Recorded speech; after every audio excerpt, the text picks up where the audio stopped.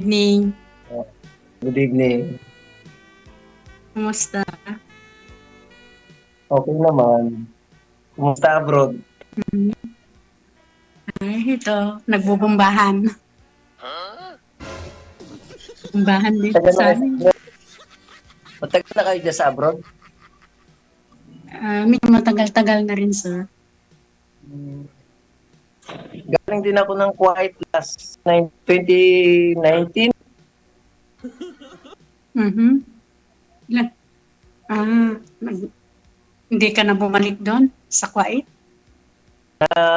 Inabot ng pandemic. Oo nga eh. Hirap pag ano noon. Oo. Ako rin sa ano noon, ganan sa Pilipinas. Pero hindi na kami natuloy Nagkasama kayo sa Pilipinas? sa Pangasinan, sir. Mga tarim. Pangasinan. Oo. Oh, parang ka na po. Ah, Pangasinan. Magkalapit lang kayo, Pampanga, probinsya ko. saan? Pampanga. Saan ang probinsya niyo, sir? Pampanga. Sa Pampanga. Okay. Hmm. Mhm. Ilang taon Pero na saan kayo? ka ngayon? Nandito na ako, nakatira na ako. Dito na ako sa Quezon City, 1980s pa. Okay. Sa isip, 61 na. 61 ko na, sir. Di, Mag-62 pension sa na. September. Ikaw? 59 na ako. Mag-60 na rin ako sa next year. Okay. Pwedeng mamaya na tayo mag-usap. Tinatawag ako ng amo ko. Sabihin kay DJ. Sige Sir lang. DJ, tinatawag ako ng amo ko. Saglit lang, ha? Takot ulit. Ano po ma'am? Hindi. Tinatawag po kayo? Saglit lang. 61 na ito si madam, nasa Lebanon pa, no?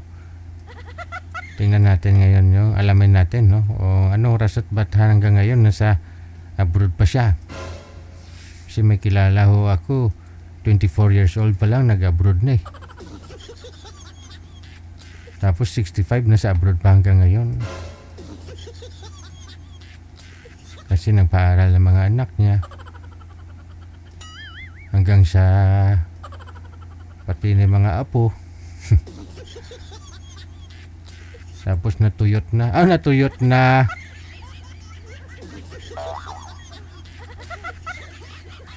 Babalik pa ho kaya yun si madam? Baka mukhang nagluluto pa ho kasi. 61 si Madam Maria, no? Ikaw ho, sir, ilang taon po kayo, sir? 59. 59. Okay lang po sa iyo yung edad ni madam? Ilang taon? Itigap Okay ninyo? naman. Okay naman.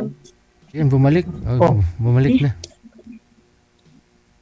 Ma'am, anong rason, ma'am? Ba't ho 61 nasa Lebanon pa ho kayo?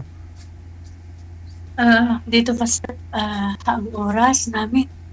3:30 ng hapon. Opo. So, anong rason, ma'am? Ba't ho tuloy-tuloy pa rin? Nag-abroad pa rin ho kayo? 61 ka na? Habang kaya pa naman, sir, trabaho. Hirap din ang buhay sa Pilipinas. May pinapaaral pa ho ba kayo? Wala na, tapos na, sir. 3 ang anak ko. May asawa na ng 2. Yung isa, tapos ng kurso niya rin. Times that.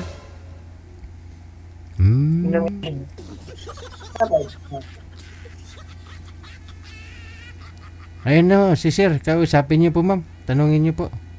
Okay, sir.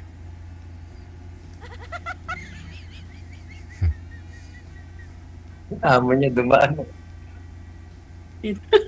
Mga amo ko kasi. Sabi nila. Buti sa tuwan ka na nandun ka ba? Malakas ka sa amo mo. Malakas ka sa amo mo. Kasi 61 ka na eh. Oo. Marunong pa naman magtrabaho.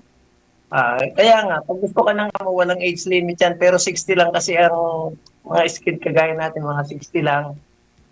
Pero pag gusto ko ng amo, dyan ka pa rin. Oo. Oo, tagal ko na rin dito sa nila kasi alam nila ang trabaho ko ba. Ah, Ikaw, anong mo dyan sa Pilipinas? ano, Anong trabaho? trabaho? Anong hanap buhay natin? Anong, Ako? ah, Taga-deliver ng tubig. okay. Ilan ang anak mo? Anak? Isa lang yung naging anak ko sa tunay kong asawa. Oo, bakit may pangalawa na? Meron naman. May pangatlo pa nga yata, pang-apat, pang-lima, parang gano'n. Kasi lagi ako sa abroad. 1992, nag-abroad na rin ako. Ano po nangyari, sir? Nakailang asawa po? 2019. Ilang bisis po kayo nag-asawa, sir? Oo. Hindi naman nag-asawa eh. Kumbaga, nakakarelasyon lang naman. Ganon. Ilan po anak lahat ninyo, sir? Sa una, isa. Tapos, pangalawa, isa. Mhm. Diba yan? Dalawa yata. Tapos, pangatlo, isa. Pang-apat, isa. Pang-lima, isa. Oo. Mga gano'n. Pang-anim yata, may pang-anim pa. So 5 Pero po. nagbibigay naman ako ng sustento. Hindi naman ako yung... 5 po lahat. 5 po. Nawala. Nawala na siya, ma'am. Teka lang. Hindi ko nawala. Sa una niyang asawa, yun pong pinakasalan niya siguro, ibig niya sabihin, meron po siyang isang anak. Pero after po noon, 4 na bisis pa po siya nag-asawa.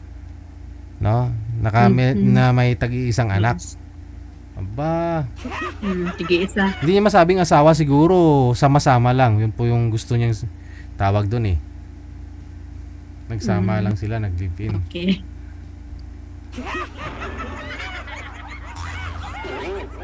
Ay, hindi na bumalik si sir. Mabanyo po muna, ma'am. Tatawagan po natin ulit na. Sige, sir. Hmm. Okay. Sir, thank you. Siguro maganda yung tubig ni sir, kaya may alkaline plus vitamin C yung tubig niyang dinideliver.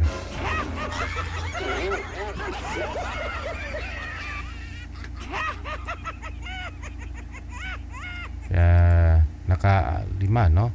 Ayun, ma'am. Okay. So ibig sabihin pang-anim na po talaga kayo nito, ma'am, no? Pang-anim na ho kayo.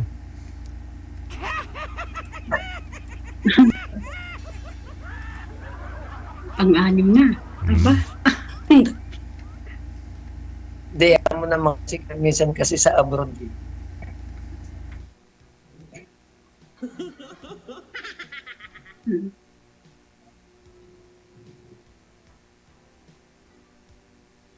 Magtanong ka man, bakit dumami? Ayaw magtanong. Di na pagtanitan mo, ma. Sabi ko, magtanong ka. Ikaw. Di wala kang Ikaw, kinakasama isa lang- ngayon, sir. Wala. Nasaan yung mga anak mo sa kanila, yung mga asawa mo? Saan na ba? Yung panganay ko, nasa US na siguro yun. Pangalawa, nandito lang sa Pilipinas. Hindi, wala akong kasama sa bahay. Pero pumupunta sila, ganun. Puntahan ako, pasyon sa kanila, in-invite nila ako, kaya lang minsan di ako nakakapunta. Okay naman. Ilang taon ka na pala, sir? 59? Panganay. So, panganay ako ng 2 taon. tatlong taon. Kung ako 67 na to.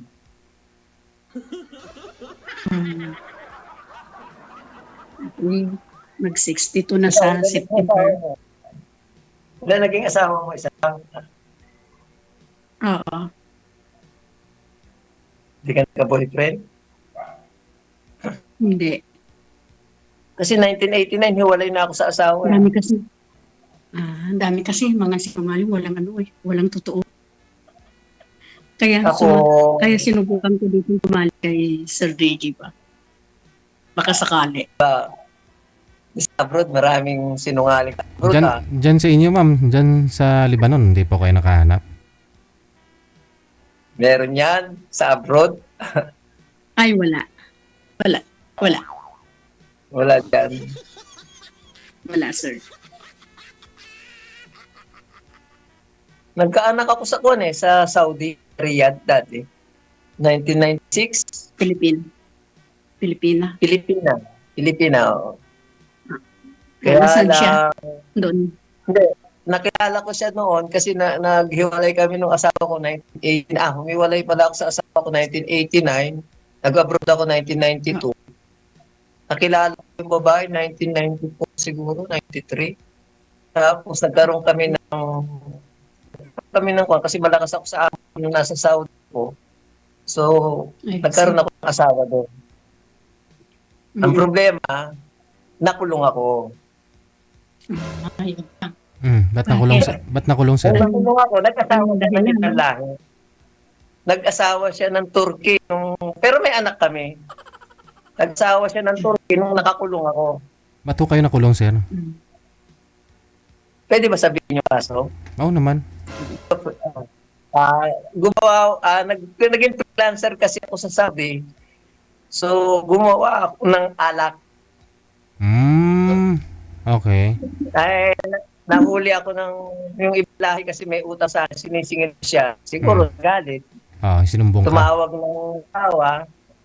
Paghatid ko ng alak sa kanya, dinampot na ako. Kasama ko yung anak ko noon. 6 months yung anak ko nung makulong ako eh. Ano po yung ginagawa niyong alak? Anong ginagawa niyo, sir? Mga grapes lang, prutas, gano'n? Yung yeast, binababad na may asin, may asukal pala, yeast at saka asukal. Tapos may ubas din, pampasarap. Tapos ini-steam ko yun. Yung binibenta ko. Alak. Nasintensyahan ako ng 2 years and a half, tapos 280 lasses. Tapos So, pinadeport. kumbaga, naparulan ako nung 6 months na ako nakulong, pero yung 280 classes, napalo lahat sa akin yun. After naman nung makauwi na ako, 1997, nag-apply ako uli na Saudi. Sabi nung asawa ko, hindi na daw ako makakabalik, pero nakabalik ako. Tapos kinuha ko yung anak ko, umuwi ako uli, tapos nag-Dubai na lang ako. Nakuha ko yung bata, kinuha ko talaga, hindi ako pumayag, kasi nag-asawa siya eh. Nakuha ko yung anak ko. Buti na iuwi mo yung bata, no? May mga papel.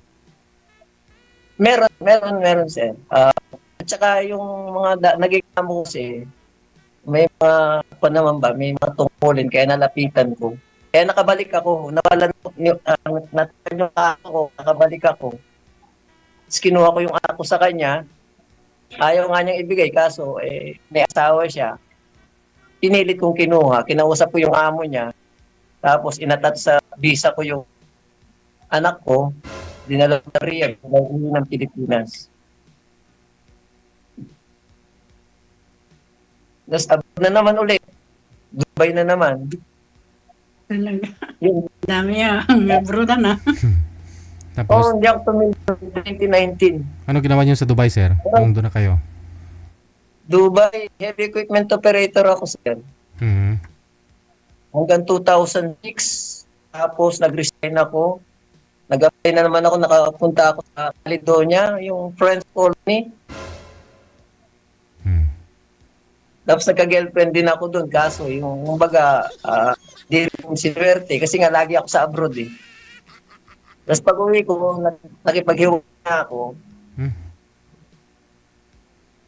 Nagsama kami nung asawa ko 2009.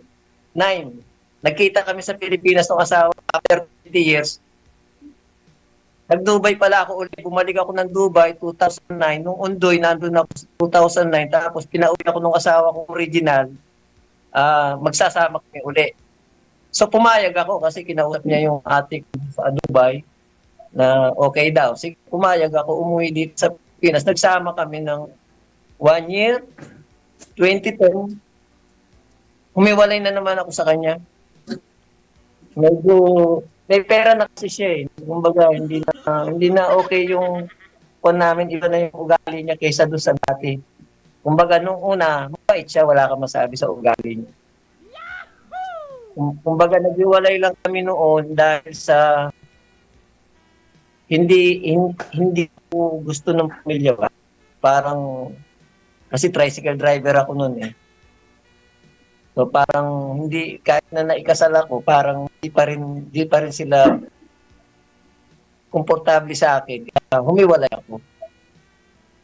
Tapos ang ginawa ko nung makipaghiwalay ako ulit sa kanya 2010, 2011, nag-abroad na naman ako ng Kuwait. 9 years naman ako doon. Every treatment din ang trabaho ko. Yun yung, kaya magulo yung kwan. Pero overall, sir, 5 po yung anak ninyo. Magkasama po ba lahat yung mga anak mo ngayon? Hindi. Napag-meet ko naman yan eh, kasi pag nagbigay ako sa isa, lahat yan eh. Nagbibigay ako sa pinakapanganay ko, tapos bibigay niya yung mga kapatid niya, para nga mag-meet sila. Kaso nagalit yung mami niya na bakit ko daw inaalila yung anak ko sa kanya, inuutusan ko. So natigil yun. Kasi pag nagbigay ako sa isa, lahat para parehas. Hindi ako nagkuko na kung sino-sino lang. Basta ako nagbibigay ako. Nang pag-convert po kayo, sir, Muslim po kayo? Nung time na nakulong ako, na nagbalik Islam ako, kaso hindi ko nawala yung tihada ko kasi kaya hindi ko na na-continue yung. Kaya natanggal lahat yung kuwang ko kasi may nag-sponsor sa akin dahil nakita nila na okay naman yung Performance. pag-Islam ko. Kumbaga, nagustuhan nila yung kuwang ko. Hindi kagaya ng iba minsan kasi ginagamit lang. Pero ako talaga, lahat ginawa ko yung kanila. Sumunod talaga ako lahat. Kaya may nag-sponsor sa akin. Kaya tinanggal nila yung kaso ko sa Saudi. Nakabalik ako. Bumalik lang ako doon. Nagtrabaho ako. Tapos mga 6 months lang, kinausap ko yung amo ko. Nagustuhan yung trabaho ko. Sabi ko, may anak ako sa Riyadh. Kasi sa Damam ako eh. So malayo yung Riyadh. Hindi ka pwede pumunta ng Riyadh. Wala kang waraga ng amo. Hindi ka gaya ngayon pwede na. Noon kasi, mga 1990s, pag pupunta ng Riyadh o Jeddah, kailangan may waraga ka ng amo mo. So yung amo ko kasi nagustuhan din ako. Yung sa trabaho, ganun. So yung sinabi ko na may anak ako sa Riyadh, bigyan niya ako ng 15 days para makuha ko yung anak. Ganun. Tapos, nung inuwi ko na, nasasandaman na kami ng anak ko, gusto na, pinauwi ng amo ko yung anak ko sa Pilipinas. Ang problema, hindi na ako nakabalik. Kasi wala rin mag-aalaga sa kanya. Kasi baka kunin siya ng pamilya nung naging asawa ko dahil alam nila yung lugar ko eh. Tinatago-tago ko yung bata. Yun. Pero lahat po yun, sir, Pinay po yung naging asawa mo, ha? Oo. Pinay, okay. Hindi naman. Sa Dubai, nag-open ako ng Turkey National. Mabuti hindi po kayo nagkaanak. Hindi. Kasi medyo chubby siya eh. So, ewan ko. At saka hindi niya alam kasi na kasal ako. Yung nagpakilala kasi sa akin sa kanya, hindi niya sinabing kasal ako, kaya subo na ako. Kaya nag-resign nga ako sa Dubai. Kasi parang iba na yung kwan sa akin. Gusto niya uwi ng Pilipinas, papakasal ka. Kasal na ako. Yung katulong niya kasi ang nagpakilala sa akin. Ang problema, ang pakilala niya, wala ako asawa. So, natubo ako sa ganun. Kaya pinanindigan ko na lang. Kaya ginawa ko medyo nag-resign na lang ako sa Dubai. Para makalayo doon, makaalis doon.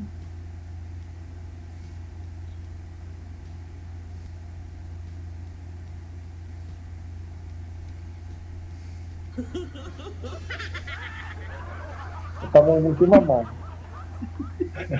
Dami. Isipin niyo, Diyos me. 20 years na magkahiwalay ng original kong asawa, bumalik siya sa akin, nakipagbalikan siya. Kasi daw wala siyang sa 20 years niya, may mga naging karelasyon naman siya, iba daw yung ugali ko sa mga karelasyon niya. Ang problema nga, nagkaroon na siya ng pera kasi negosyante na siya eh. Ginawa niya akong executive advisor niya sa negosyo niya. So, hindi ko masyadong yung ugali kasi nag-iba eh. Iba pala yung nagkapera ng malaki yung tao. Parang iba na yung kanya. So, sinisisi niya ako. Ba't daw ang dami kong anak? Siyempre, sabi ko sa kanya, eh, hiwalay naman tayo kung mangyari yun eh. 1989 kami naghiwalay, nagkaanak ako 1991 na. So, 2 years na kaming hiwalay bago ako nagkaanak. So, tinanggap niya yung, alam naman niya na marami akong anak, pero tinanggap niya ako. Ang problema, minsan, pagka mainit ang ulo niya, nasusumbat niya. So, yun ang ayaw na ayaw ko, yung susumbatan mo ko. Kasi tinanggap mo ko, alam mo naman, di ko naman nilihim sa kanya. Nakikita naman niya. Kasi pagtabi lang kami halos dito ng bahay. Mimit kami niya. So, yun ang ayaw ko. Minsan, sabihin ko sa kanya, nangihingi ng pera yung anak ko. Siyempre, sa trabaho, wala ako sahod. So, may anak ako lumalapit sa akin. Siyempre, mo mathematician, anak mo. So, ilalapit ko sa kanya. Nagagalit siya minsan sa akin na, anak-anak ka kasi, gaganon siya. So, parang sabi ko sa kanya, siguro, sauran mo ako ng 50,000. Yung 50,000, 30,000 sa'yo, yung 20,000 doon sa mga anak sa iba. Di ba? Kailangan pabigyan ko rin sila eh. So, ay, ganun ang nangyayari. Kaya nakipaghiwalay ako, nag-abroad ako uli. Mabigyan ko yung iba kong anak. Kaysa naman na, okay, maganda nga buhay mo, paano naman yung mga anak kong iba? So, hindi ko mabibigyan. Siyempre, yung So, ilang bahay taon? ko, yung, sino? Sinong taon? Ilang taon na ang bunso mo? Ang taon na yung bunso ko, sino ba bunso?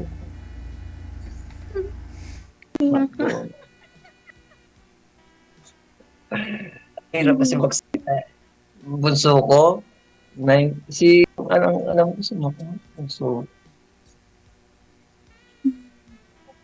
1990, 19, pinanganak eh. Ang taon na ba yun? 1996.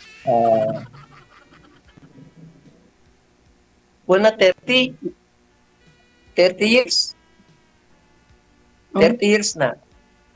Ay, 30 years may old na asawa pala. na. Hindi, may asawa na sir. Wala pa naman siyang asawa, pero may kasama siyang magdadalawa na yung anak nila. Okay naman sila. Bait naman yung girlfriend niya. Tsaka siyempre, pinapayuhan ko rin yung hindi naman ako kagaya ng iba na alam ko naman yung mali ko, alam ko naman yung tama. Saka wala namang kumayaw sa aking babae. Kahit na nagkaroon ako ng maraming karelasyon, wala naman babae sa akin yung humiwalay na may third party. Wala namang ganun kasi minsan ugali.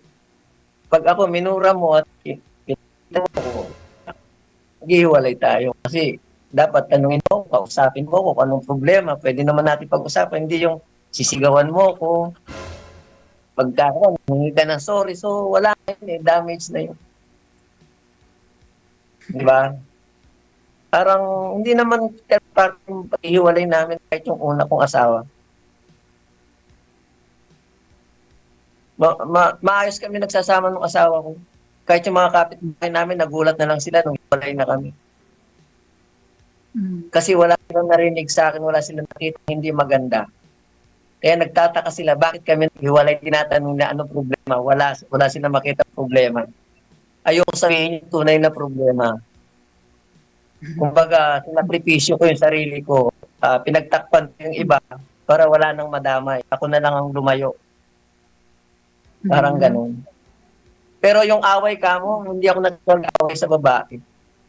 Never ako nakipag-away. Kaya kahit sa kanila, pwede kong harapin, pwede kong makita, pwede kong kausapin. Kasi wala akong atraso ba. Hindi ako nagalit sila inaway. Kahit yung Yung naging asawa ko sa Saudi, nagkita kami noon. Alam ko may asawa siya, dalawa. Kinuha ko lang yung wedding ring ko sa kanya. Yun lang. Kinuha ko lang yung...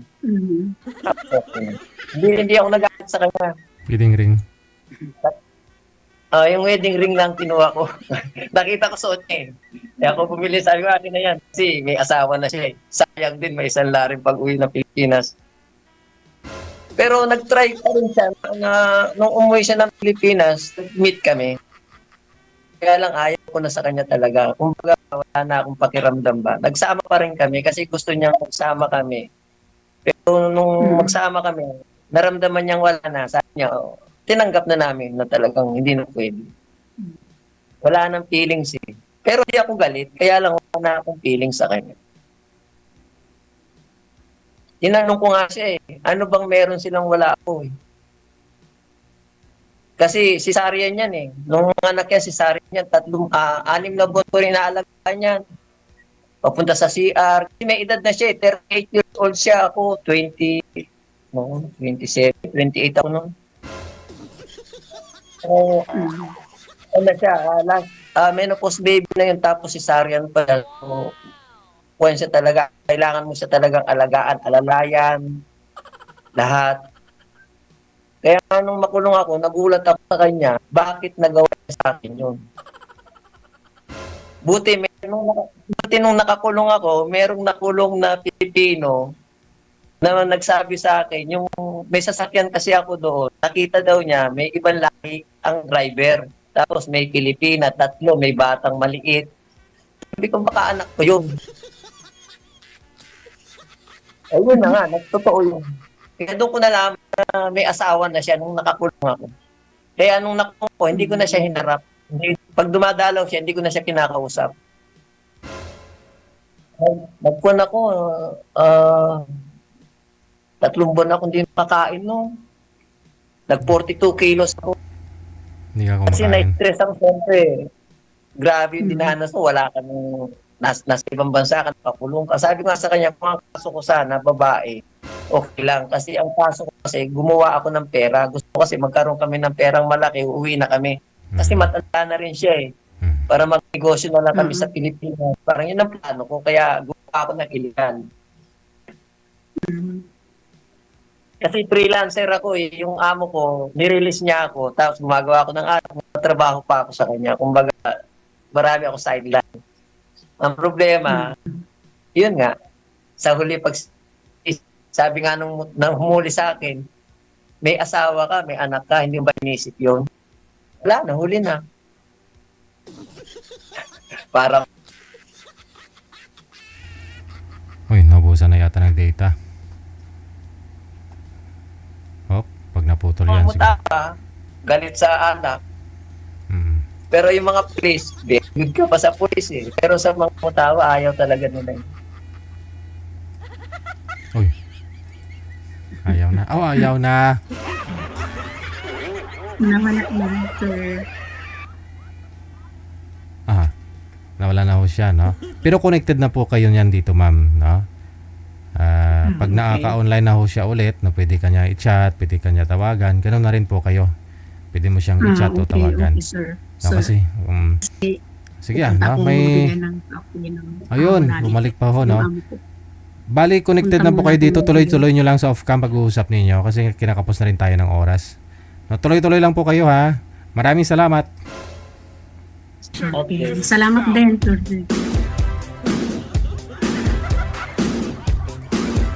Grabe ang kwento ni Sir, no?